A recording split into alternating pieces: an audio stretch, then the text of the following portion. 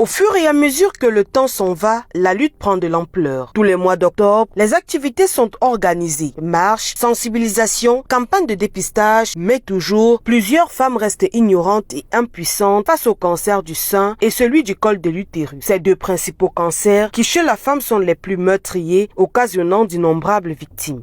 Qui nous pose beaucoup de problèmes parce que nous faisons face à ce qu'on appelle les retards au diagnostic. Pourquoi maintenant est-ce que les femmes arrivent tard au diagnostic?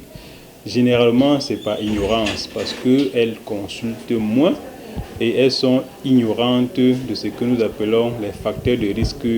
Seulement sans relâche, les institutions hospitalières intensifient le combat à l'occasion, comme c'est le cas dans cette formation sanitaire. Cette campagne que nous avons organisée dans le cadre du mois rose de cette année 2025 a pour objectif essentiel de réduire le taux de mortalité lié à la prévalence des cancers féminins au Cameroun particulièrement, et je vais dire plus particulièrement dans le district de santé de Nkolndongo.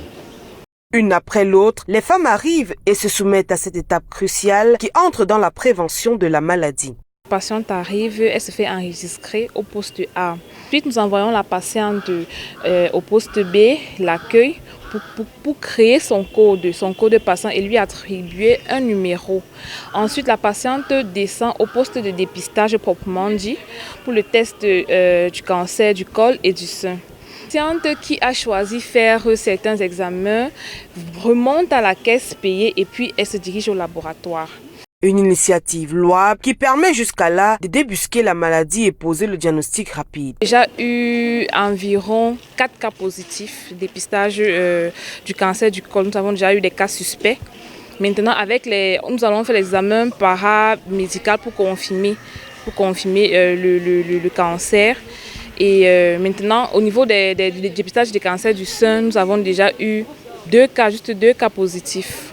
Alors qu'au Cameroun, le cancer du col de l'utérus continue de faire la loi, représentant plus de 32,3% de tous les cancers et responsable de plus de la moitié des décès chez la femme, pendant que le cancer du sein, c'est 4170 nouveaux cas diagnostiqués annuellement, il est nécessaire de se faire dépister.